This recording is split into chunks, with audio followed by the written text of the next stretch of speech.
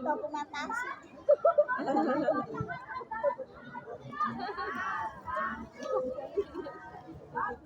Minuman apa? Boba kan? Oh iya dong.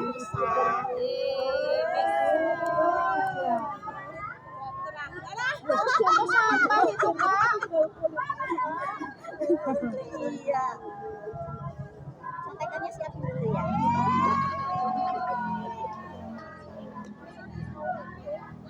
Assalamualaikum warahmatullahi wabarakatuh. Waalaikumsalam warahmatullahi wabarakatuh. Salam pramuka. Salam.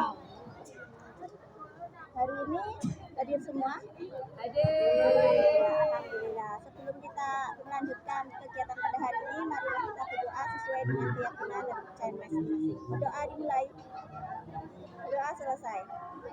Hari ini kita akan belajar tentang pengelolaan sampah. Ada di tujuannya di SKU Pramuka Rakit nomor 21. Bisa tolong dibacakan? Dapat mengolah sampah serta mempraktikkan cara pengolahannya secara composting. Iya. Untuk tujuannya sudah ada di SKU, bisa dipelajari sendiri. Nanti jika sudah tahu, kalian bisa mengembangkannya sendiri. Sebelum lanjut, untuk materi hari ini kita akan belajar tentang pengertian sampah, manfaat pengelolaan sampah, jenis-jenis sampah, dan cara pengelolaan sampah. Ya.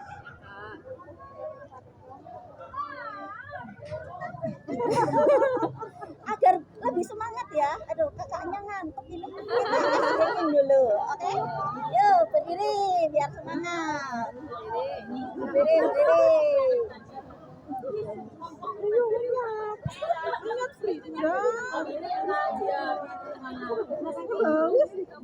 Kalau aku di sini, tangan kiri ke depan.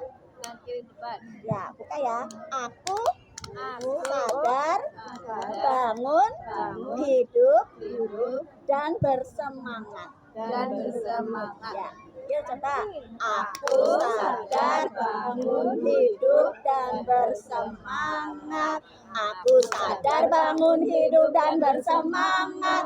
Aku sadar, bangun, hidup, dan bersemangat. Aku sadar, aku bangun, aku sadar, aku hidup, aku sadar, bangun, hidup, dan bersemangat. Oke,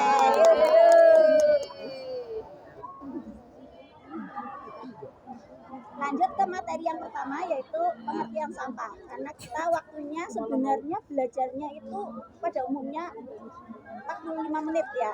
Kita press jadi 10 menit jadi kecilan. Pengertian sampah itu adalah sisa kegiatan manusia atau proses alam yang berbentuk padat dan tidak digunakan lagi, tidak berguna lagi. Itulah namanya sampah. Pasti udah pada tahu lah ya, sampah banyak berserakan di sekitar kita. Nah, oleh karena itu kita butuh mengelola sampah. Sampah sendiri jenis-jenisnya ada apa saja? Ada yang tahu? Ada 3, organik, anorganik, dan sampah G3. Bahan berbahaya, beracun. Ya, kalau penggalang cukup organik dan anorganik. Organik contohnya daun. Oh, yang mudah busuk itu masuk ke organik, dan yang susah terurai atau terurainya lama seperti plastik, ini sampah plastik ya, ini namanya anorganik. Sedangkan B3, bahan berbahaya dan beracun, itu biasanya sampah-sampah yang dihasilkan oleh limbah rumah sakit, medis, industri ya. Lanjut, pengertian sudah, manfaat sudah. Tadi ada cara pengolahan sampah. Cara pengolahan sampah itu ada 3. Ada 3 caranya dalam pengelolaan sampah. Reduce, reuse, recycle. Ayo kita terapkan. Kurangi sampah kita, gunakanlah kembali. Daur ulang sampah-sampah yang ada Nih, contohnya kurangi sampah dengan membawa tumbler sendiri. Jadinya bisa mengurangi sampah. Kemudian menggunakan kembali seperti ini botol tidak buat minum lagi tapi bisa buat kita wadah. Nanti kita akan membuat ekoenzim ya. Kemudian daur ulang sampahnya, daur ulang sampah-sampah yang ada seperti sampah dari dapur itu bisa kita buat jadi ekoenzim. Sampah-sampah dari bungkus-bungkus deterjen dan sebagainya bisa kita buat jadi ekobrik dan banyak hal yang bisa bermanfaat lainnya. Nah, di sini cara pengolahan sampah saya akan mengambil tentang ekoenzim. Ada yang tahu apa itu ekoenzim? Tidak. Ekoenzim itu adalah cairan hasil fermentasi dari sampah organik dapur yang bisa digunakan untuk menumbuhkan tanaman, buat kompos, pupuk, ya, bisa buat cuci sabun, piring, gitu, dan sebagainya, ya. Nah, ekoenzim di sini kita akan praktek, ya. Ada botol, ini untuk wadah, kemudian kita butuh gula Jawa.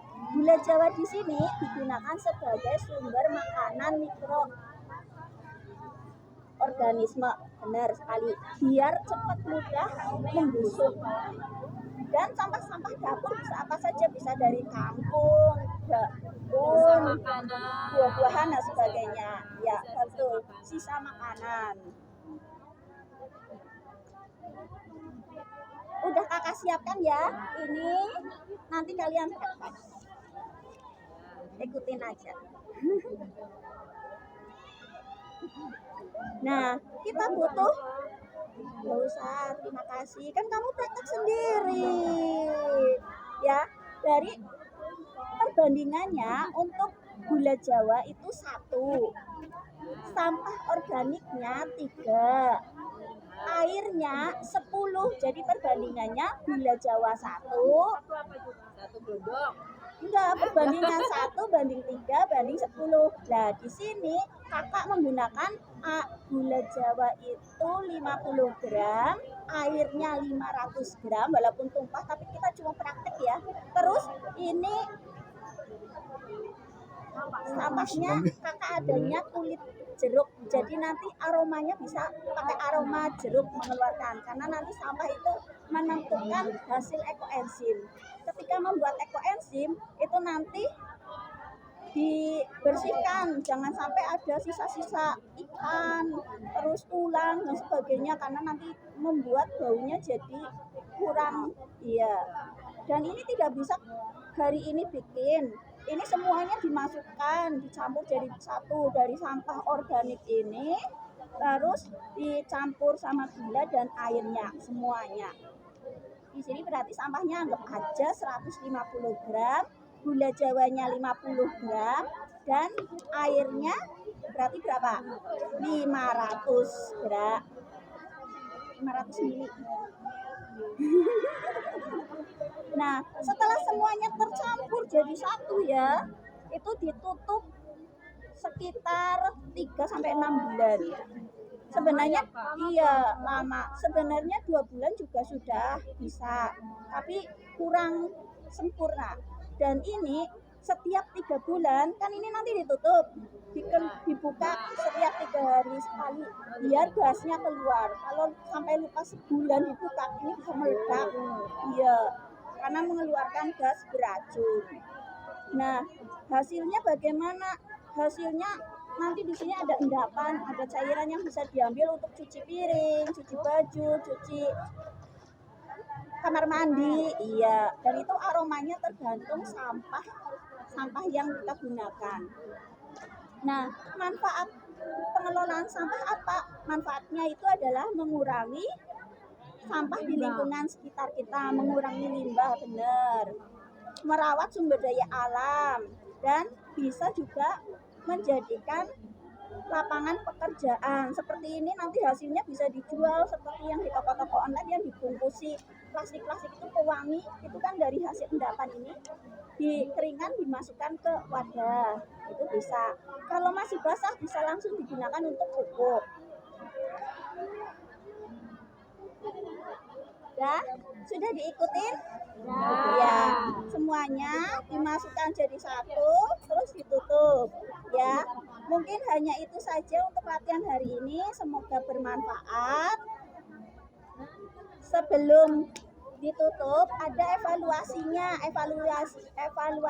menggunakan HP. Coba dibuka HP-nya. HP-ku malah buat ngerekam.